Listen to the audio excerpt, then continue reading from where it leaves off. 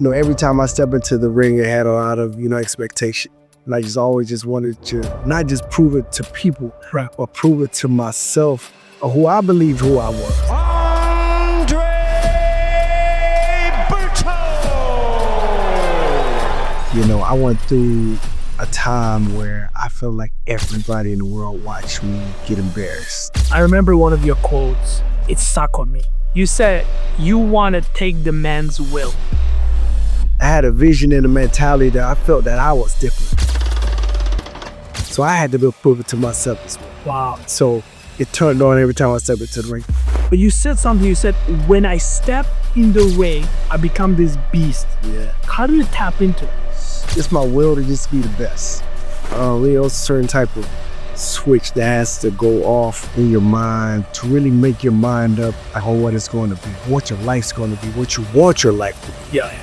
I found out that the only way to defeat it, you have to keep showing up to it. What about a strike that gave you the heart to fight? That was my first time finally getting in there with a guy that didn't care. It doesn't matter what he does. It doesn't matter what he hits me with. I'm going to show him that I'm going to hit him harder every time, and I'm not going anywhere.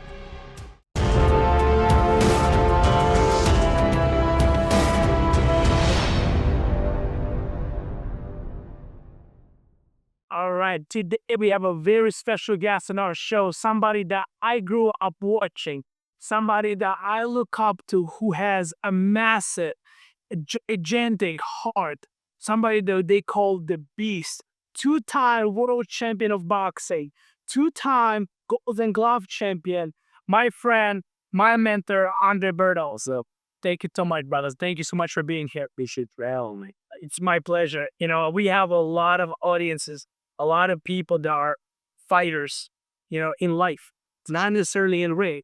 And I remember meeting you for the first time, and you had this attitude about you that was just, you carry this energy that you always want to win, that you always want to go out there and make things happen. And you told me something when we first met, and it was, hey, you're here to work. You could have felt my energy. Yeah. Right? How do you feel the energy of the fighters? I mean, as a fighter, you have to have a different type of, mentality to get in there. You're talking about to walk into a square circle and getting ready to go in there and fight a guy that was trained to kill you for the last 8-9 weeks. You have to be a little, Right. You got to be a little, kind of like wired a little differently. But, so I think, of course, the way I was brought up, my dad, my family as well, they kind of, helped me get in a certain place to just understand who I am and to be able to understand a lot of, hard work ethic. And just people just go out there and just try to accomplish everything I want to accomplish. And that's what I wanted to accomplish. I decided to be a world champion. So I knew it took. I want to go a little bit back into your story because you started to go into boxing, and the reason why you got into fighting is because you were 10 years old. Yeah. And correct me if I'm wrong, you were getting beat up, and your dad, who already had the kickboxing background, put you in school so you could learn how to defend yourself. It's a little, Can you share that? It was kind of opposite. Okay. I was very. You were beating people. Yeah. You were smacking them. I was smacking kids around. Okay. I was smacking kids around at a young age. My teacher used to call my dad all the time, like, listen, you got to do something with this kid. Like, he has a lot of energy. Good kid, does all his work, but man, his energy is through the roof. Like, you got to do something with him. And he started getting in trouble with a lot of other kids. So, of course, my dad, he was into mixed martial arts, very early. He started taking me to the gym with him because that was one of his disciplines. Boxing, jiu-jitsu, a lot of other different things. He started taking me to the boxing gym with him. And I went in there, and the first day, they put me in the ring, with a kid, a little chubby kid. And in my mind, just automatically, I'm like, okay, I guess he's only knocked this kid out. And the kid, man, he schooled me, he bossed me. I came in with a lot of aggression. I'm swinging crazy. He was so relaxed in the way he just maneuvered me in the ring. It was just beating the hell out of me, and I just didn't understand it. I didn't understand what he was doing because I was stronger. I was a little bit bigger, and And ever since that day, I had to figure it out. You know what I mean? He knew some type of magic that I didn't know. I didn't like it, man. I went back home crying a little bit. And after that, I just asked my dad the next day, like, hey, can I get back to the gym? I need to figure this out. Wow. So that was, Would you say fighting and boxing are two different things? oh, of course. Of course. Of course. You know, I tell people all the time, man, the fight game, boxing is a science. It's a science. I see a lot of guys coming to the gym, um, that supposedly are great fighters, out on the street. But when they get in there, man, they get put in that puzzle. Yes. You know what I'm saying? The chess game. They get put in that puzzle in that chess game, and they're looking crazy and they're not understanding what's happening. They can't hit the guy in front of them, and they're getting tired in 30 seconds, and their punches out here, they're getting hit with some other, and they see the guy in front of them just calm or relax and just taking pieces apart of them. I mean, it's a different game. Very different game. At what point did you fall in love with boxing? Um, no, I did it at first because, of course, I enjoyed it. I was a tough kid growing up, so I loved just the physicality of it. Um, but I grew up watching, guys like Sugar Ray Leonard, Barbara Hagler, Burl Duran at the time, Mike Tyson. Um, and I just loved just the overall, style that they had, the presence that they had, what I mean? Just as men, walking into the ring and being able to dismantle another man, just because he was better. Yeah. And like I said, I grew up in a household just full of fighters. My dad was MMA. My brothers, they were doing karate, MMA. My sisters, they're national judo champions. So everybody was active. But for some reason, boxing stuck with me. Because like I said, growing up, I was a little chubby growing up. Yeah. And I didn't like kicking. I didn't like, being on the ground. And I was like, I like to stand up and swing. So I just love the art of it, man. I just love just just that mentality to be able to know that you were able to dismantle somebody else because you were better. I remember one of your quotes, and it stuck on me. Every time I compete against someone, it doesn't matter what I do. Monopoly, Uno, soccer, wrestling, doesn't matter what I do. You said you want to take the man's will. Yes. Right? And so that's your own word. I was sick. Seriously, man, when I was younger, man, of course, just me growing up, in the house where I grew up in, my parents, Haitian immigrants, from Haiti, and just being able to see our circumstances. Yeah. Of course, grew up a lot, tougher than a lot of other kids. You know, plenty of days we didn't know if we were going to eat or not. We didn't have all the fresh shoes. We didn't have this. We didn't have that. And for some reason, man, I had a switch that went off over my head just at an early age. And just knowing that I had this drive inside of me that I could be the one to change our situation. And just me being able to get into the ring as an amateur, and as a pro, I kept that mentality with me. I felt like that I didn't care what opponent stepped into the room at the time because I knew that they didn't go through the things I had to go through growing up. So I want to take that person's will just to let him know. Just to let him know that this is your house. This is a whole different situation. Yeah. You know what I mean? And I think that's at the time, I always felt like that was the ultimate way to defeat somebody is to be able to take the will. Exactly. You know what I mean? Somebody can step into the ring and just be motivated all they want. But as soon as they get across the ring with a completely different type of beast, Yes. I mean, I just used to see it wither away when I used to fight guys. And that shit used to drive me. It was crazy. I was kind of sick. Yeah. And you're such a nice guy, such clean, such an outgoing, friendly guy. I mean, during the Haiti earthquake, you traveled, you helped the kids, right? But you said something, you said, when I step in the ring, I become a different person. Yeah. I become this beast. Yeah. How do you tap into that? Man, just the just my it's my will to just be the best. And I know, you know, every time I step into the ring, it had a lot of, expectation. Everybody always either wonder this, wonder that, and okay, knocked out this guy, knocked out that guy. See if he's gonna be able to do it again. Yeah. There's always questions here and there. I just had a lot of it, a lot of high expectations. Just me just coming out of the Olympics and turning pro. And I just always just wanted to not just prove it to people, Right. or prove it to myself or who I believed who I was. Wow. You know what I mean? So it was a completely different, mentality of me jumping into the ring because I spoke it to myself all the time. Now I had a vision and a mentality that I felt that I was different. So I had to prove it to myself as well. Wow. So it turned on every time I step into the ring. It's not just for them, it's for me. Yeah. So you had an ideal self, or whatever you wanted to be, right? When did you decide to be a world champion?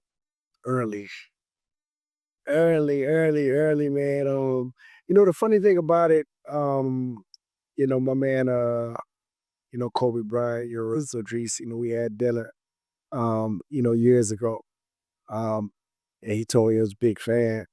And we had like this big, it was like a business dinner. So yeah, it was that, you know, he said across from me, he says, one of the first things he said, um, okay, when did the switch turn on? Wow. I said, what? He said, when did that switch turn on for you? I said, damn. I was like, when I was young, I had to be like 7, 8 years old. He was like, okay. He said, it was kind of the same with me. Yeah. It's a certain type of switch that has to go off in your mind to really make your mind up on what it's going to be, on what your life's going to be, what you want your life to be. Yeah. Of course, it's going to be obstacles. Of course, it's going to be a lot of different, circumstances that happen. But you need to make up in your mind. It doesn't matter what happens. It doesn't matter what obstacle comes. Everything I'm praying for is on the other side of that. So they gonna have to see every day. I'm gonna have to show up every day. It does not matter if I keep hitting that wall is gonna see me every day until I break it. You know what I'm saying? So that was my mentality growing up, man. And I got a lot of success, very early. Making the U.S. team at 15. Uh, I never traveled anywhere, but I got a chance to. He made U.S. team. We traveled to 22 different countries at the time I graduated high school. So it just continued to open my eyes that everything I want is. I mean, it's attainable. Right. I'm a small town in Central Florida. Yeah. My parents are from Haiti, and now I'm flying all over the world. Representing the U.S. and they're sending me bags of, sponsorship gear from Adidas, and it's crazy. How did you, at that moment, going through transition, immigrant parents, right? There's days that you don't know where you're gonna eat, if you are going to eat, to now getting all these gift and sponsors, traveling the world. How do you not get a big heads? Or how did you maintain not to get a big head? I mean, my surroundings kept me humble. My brothers, my sisters, they kept me humble. My father, my mother kept me humble. Even though I got a lot of that early, I still came back to, like to a small house that I see roaches and, rats, running everywhere. So I came back to a lot of, realization of what my situation was. You understand me? So, so that kind of really just kept me humble, but it continued to motivate me like, okay, I'm gonna change all this shit for some. I'm gonna change all this stuff for some. I can go to, like Denmark and fight for the US and everybody wearing matching uniforms from Adidas and everybody's cheering for us and I'm winning, gold medals. But so when I fly back home, I fly back and I go back in my room and I'm waking up in the middle of the night to get something from the refrigerator. I'm seeing roaches everywhere. So, it was still there. Do you think luxury kills hunger or motivates? It just depends. It just depends. It just depends. Of course, sometimes it's hard. Like they say in the fight game, it's it's a little hard sometimes to get up and run when you laying on silk sheets. Yeah.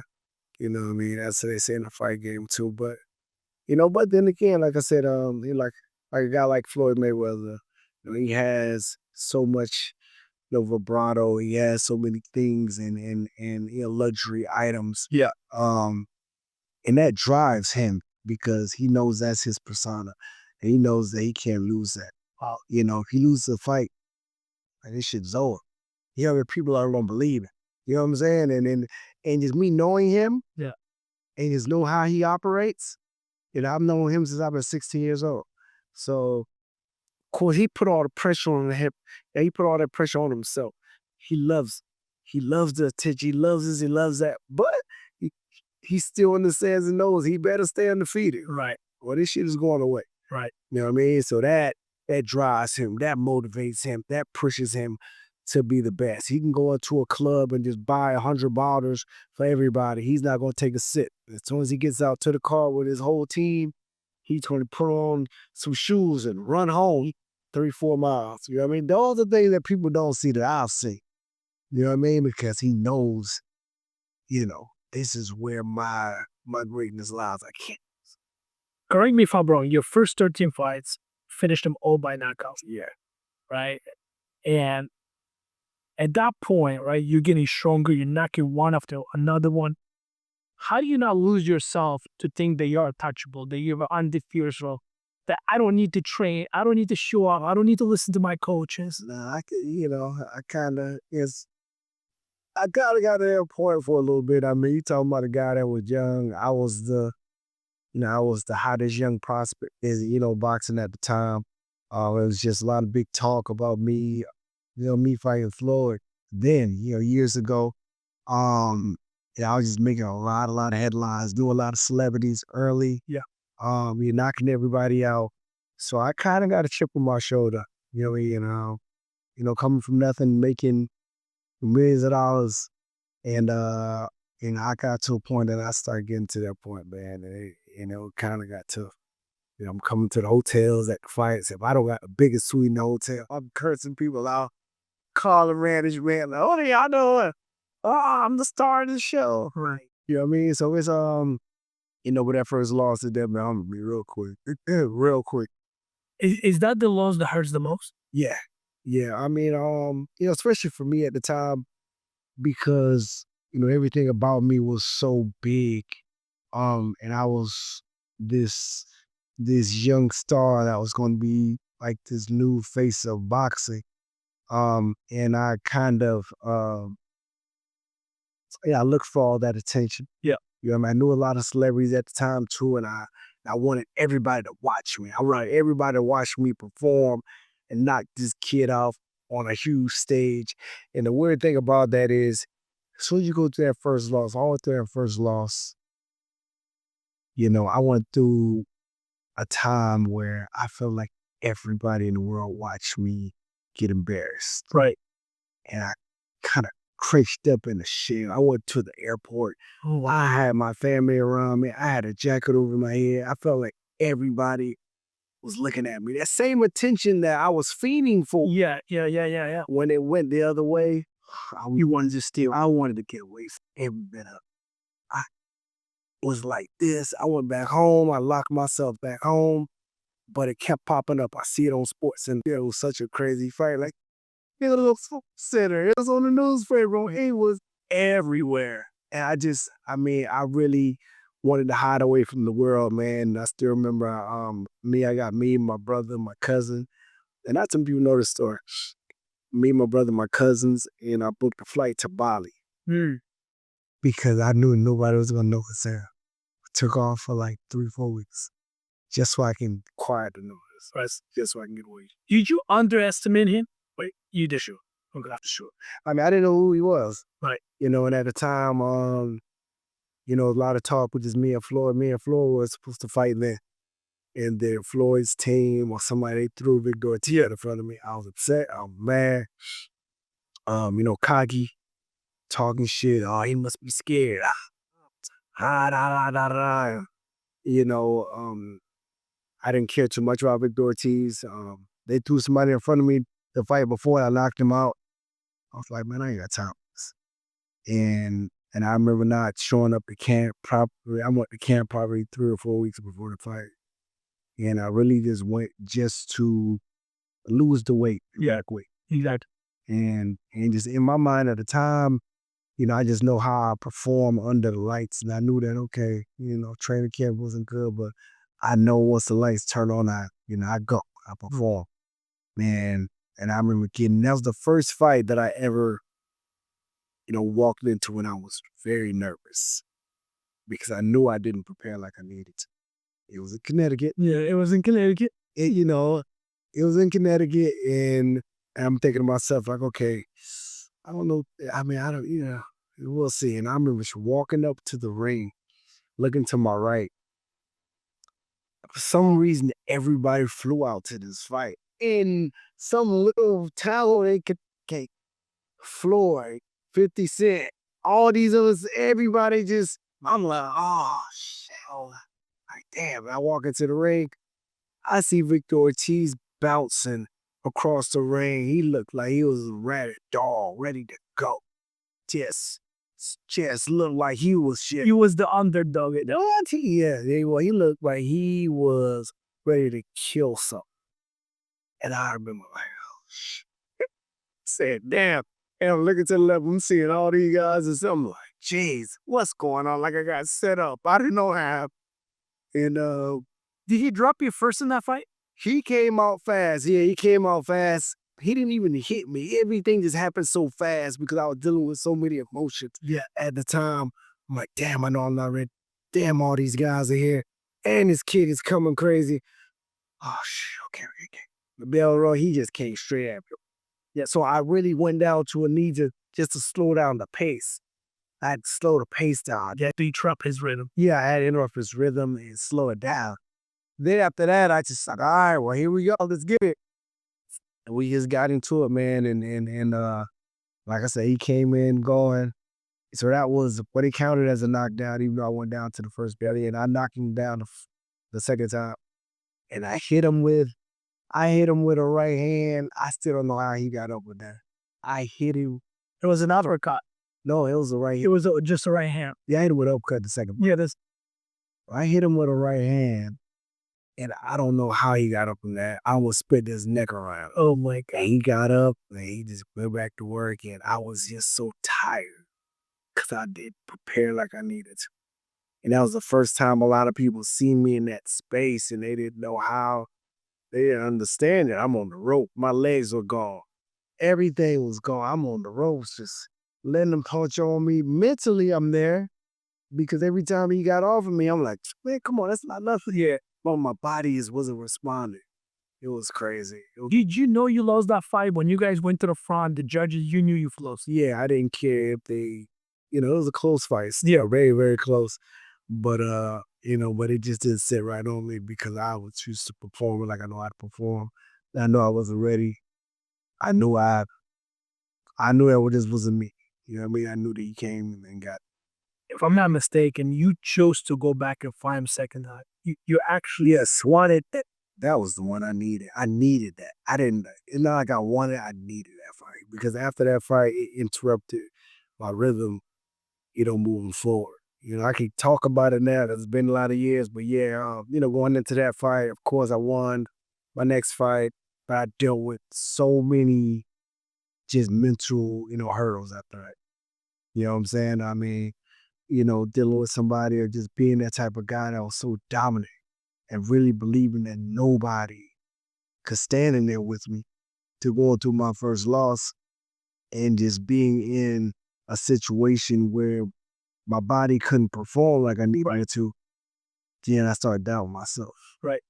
And then that doubt started creeping in like crazy.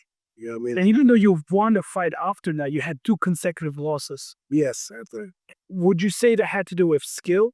That had to do with mental state? Mental. It was all mental. All mental. These guys, these guys couldn't stand in front of me now. You know what I mean? It was the mental situation. Same thing I tell people now, like when I see like Ronda Rousey. Yeah, yes. Ronda Rousey, she was so dominant. And this happens to mainly the most dominant figures once they take their first loss. Yeah.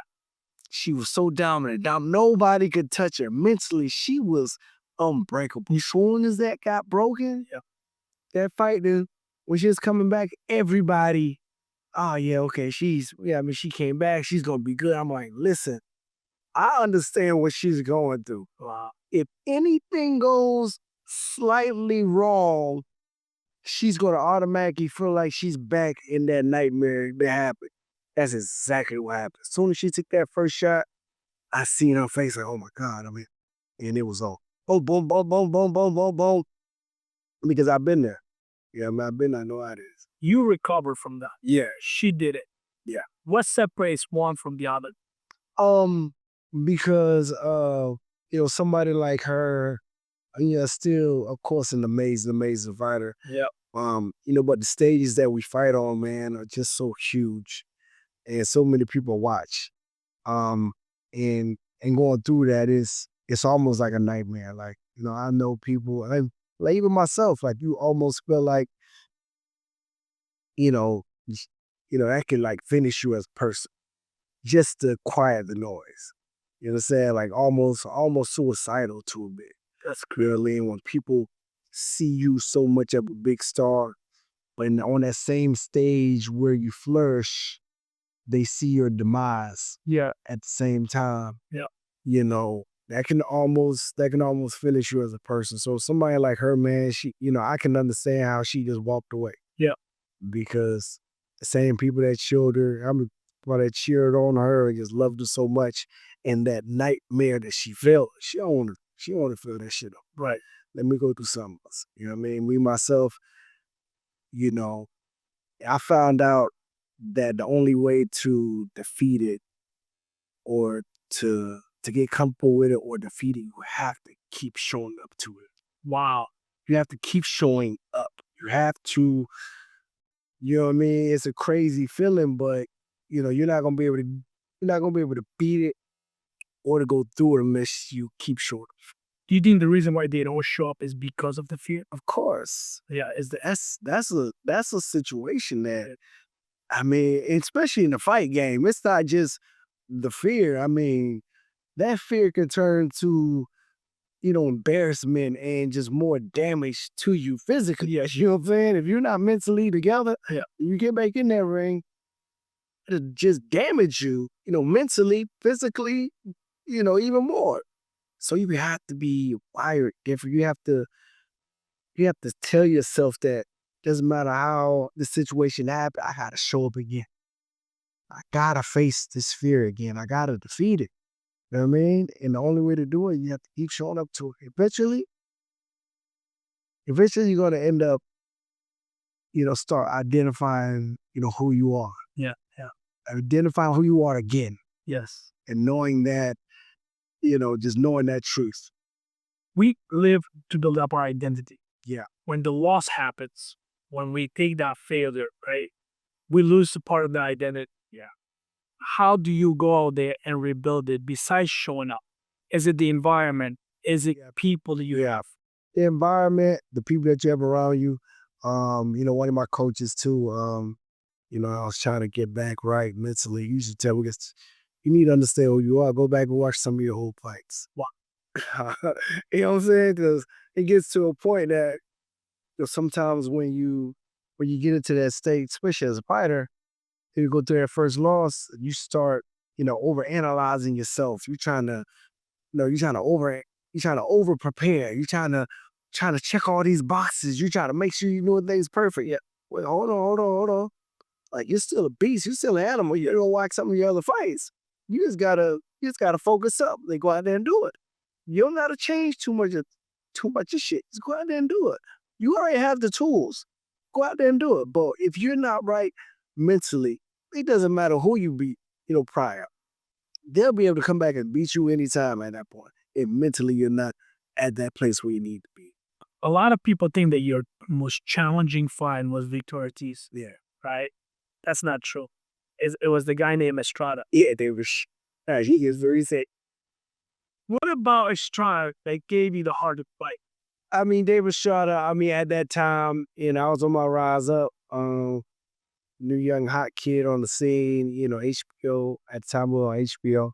They gave me my big platform to perform on HBO, in front of millions, a lot of hype. And David Estrada, was a veteran. He fought a lot of guys. Kermit Cintron fought Shane Mosley. He just fought a lot of big guys. I knew how tough and rugged he was. But I know how lethal I was too. But, that was my first time finally getting in there with a guy that didn't care.